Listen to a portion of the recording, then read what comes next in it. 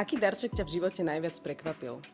Veľmi ma prekvapil minuloročný darček, kedy som dostala od všetkých kamarátov a rodiny vtedy ešte bližšie nešpecifikované dielo od Emila Tašku.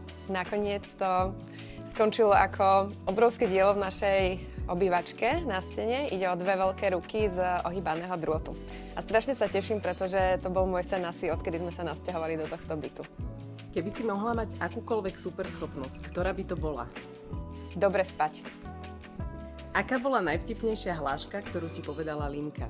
Limka hovorí veľmi často vtipné hlášky, už od roku a pol, teraz má 3,5, takže je to naozaj veľmi dlhý zoznam. Začala ich už hovoriť aj v noci zo sna. Minule sa zobudila v strede noci, respektíve ani nezobudila, len tak si rýchla, že ryby nemajú nohy do tmy. Dosť nás to prekvapilo. Čo ťa na tvojej práci najviac baví?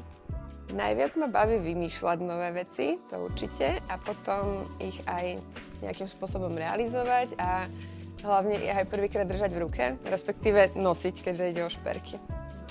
Čo by si odkázala sebe 20-ročnej?